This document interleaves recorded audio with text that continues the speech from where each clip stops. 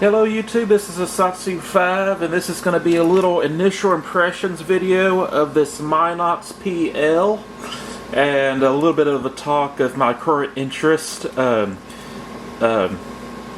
this is the Minox PL and it's actually the smallest kind of full frame 35mm camera.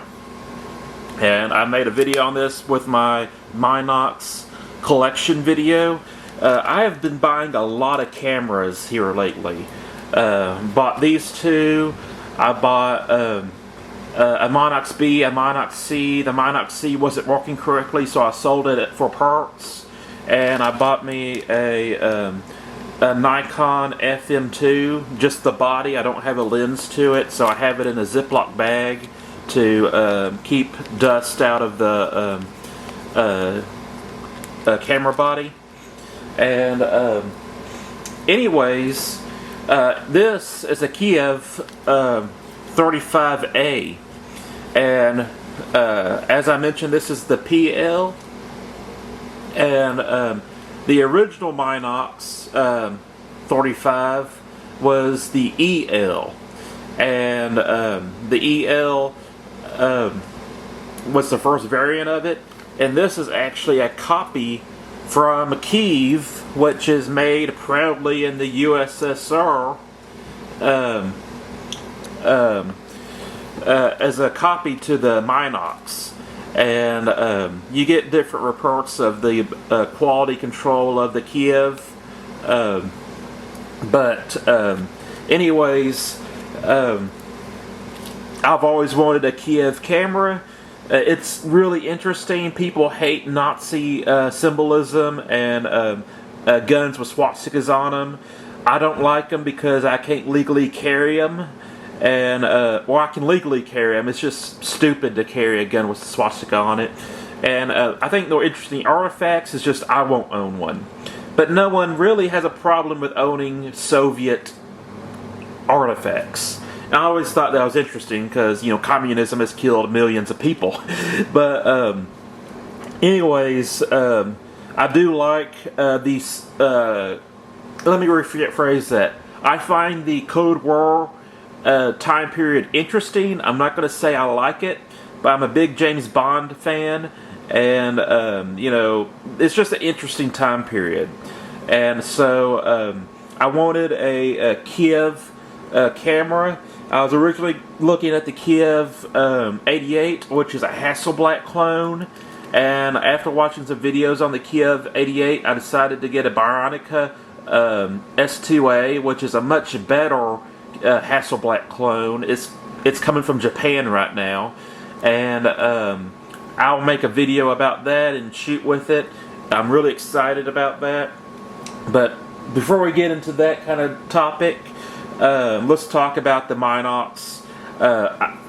Obviously, I got me a Kiev with the original paperwork, which I can't read because it's in Russian. I do have a Russian vocabulary, I just can't read it. Basically, well, first off, this is a very small camera, and mine luckily came with the leather case, carrying case. Actually, both of mine came with a carry case, and street photographers like these because they're small, unintrusive, and they're very quiet. And I'm the kind of guy who doesn't like the quiet shutter. When I first shot with this, you know, I'm gonna let you listen to the shutter. See how quiet that is? And just being outside, it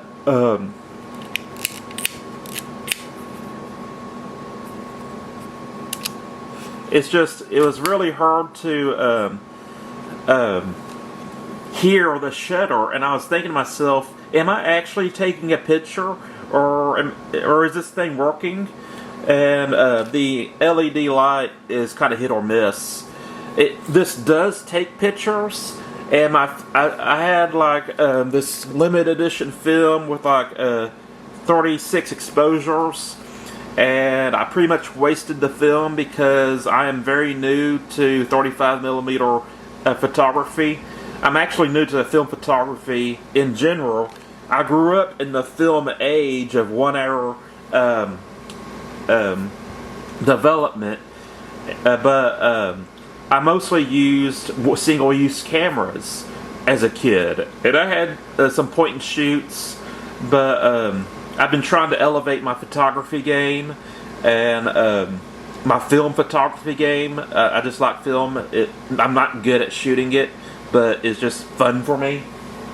Anyways, that is my biggest complaint about this camera, is how quiet it is.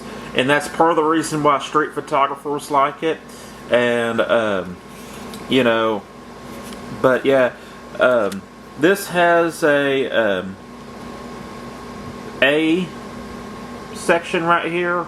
I don't know if you can read it, but it has an A, and I thought that meant automatic. But all of my pictures were way underexposed, so I might have to manually set the aperture. Which I think this is an aperture priority camera. I'm learning more and more about the different terminologies and techniques and stuff. This has a zone focusing lens, so this is all in meters. And I know I had some screw-ups with understanding meters and feet and yards and stuff. I had a dyslexic moment. But basically, you guess your distance to your subject, and you plug that in here, and then you plug in some stuff right here, and you take your picture. You actually don't see the focusing in the viewfinder. That's just there to help you compose the shot, but you don't actually focus it with the lens. You're pretty much guessing your focus. And like I said, I was shooting, what is this? This is ISO 200. And I had ISO 200 plugged in right here, but I don't think I had enough light to actually, expose the film correctly. Photo album. This is one of the first photos I took, and this is at the baptismal at my church. It's a Jesus painting, and I don't know why we have this major vignetting. You know, you basically see a little circle of the picture of Jesus.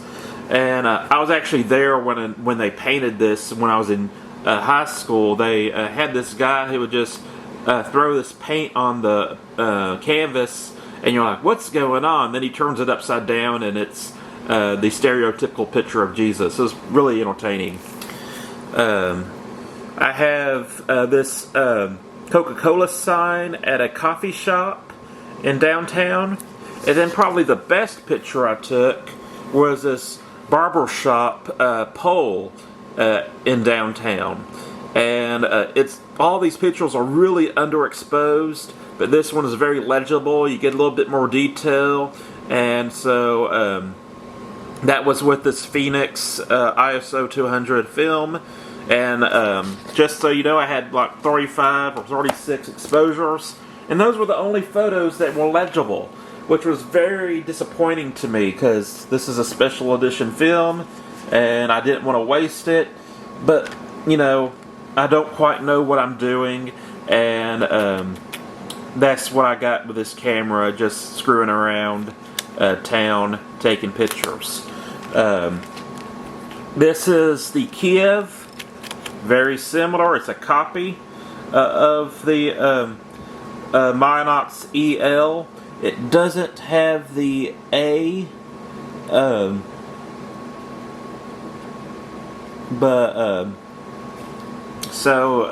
and it's very important to realize these are not point and shoot cameras. You actually kind of have to know what you're doing to shoot with them. With this Kiev,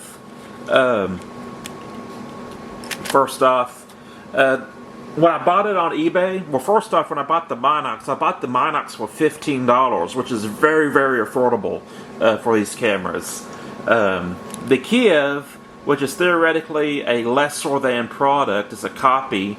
They advertised all of its flaws. The advanced lever is really stiff, and you have to work harder to get it to reset back. And then you can actually take a picture. I'll let you listen to it. It actually seems a little bit louder. It might not be. But yeah, this one is a lot more unpleasant to use in that sense, but it's easier to get the back of the camera off than the Minox. But yeah, this one, like, just to show you, you saw that advanced lever kind of hang up. This one, it works quite well. I did get this one working. This is the second time I filmed the video. When I first got this, I was having problems seating the battery. It's just fit and finish, I guess you can say, even though it's a molded product. The camera, the battery section wasn't quite. It was very easy to misthread and screw in correctly, but I finally got it working. So this works. It does not have a battery indicator on it, but it's now functioning. I bought me some ISO 400 film, so hopefully I can get a little bit more exposure. And yeah, that's it. That's basically my initial impressions of the Minox. I'm going to try shooting with it some more, and I'm definitely going to shoot with the Kiev. And it's also kind of funny, when I got this Kiev in the mail from the Ukraine, and their shipping is a lot slower than the shipping from Japan, which I guess, you know, they're at war, that would make sense. I was looking at this camera and trying to get the battery in, because I had a new battery, and I was at the Rusty Axe Brewery, and they had this double agent Russian Imperial Stout beer, and it was in a big bottle. I'll put in a picture of it in right here. And my brother goes, "Oh, that's a interesting beer. How much did that cost?" They're like $37. And I said, "Hey, Matt, if you buy that, I will try it, because I'm not a beer person. I don't like beer." And the guy says, "Well, I can actually give you a sample from the tap." And I said, "Well, I'll tell you what." I was so confident. I said, "If I like this beer, if I don't have a violent reaction to it, I will buy that bottle." Let's just say I ended up buying the bottle. And I thought it was funny, one, that I lost a bet to a bartender, but I had a Soviet bloc camera made in the USSR, and I ended up buying a Russian-inspired beer. I thought that was funny, and I took a picture of these two, the camera box and the beer together, because I thought it was interesting. This camera came from Japan, and I really wanted a FM2, because one of the most iconic pictures from National Geographic was taken with this model of camera. And I'll put a picture of that in. That's the Afghan girl, made it on the cover of National Geographic back in the day. And I searched the world's most famous photos and the cameras that took them. And the three brands that show up, probably in order of regularity, would have to be between Nikon and Leica and Hasselblad.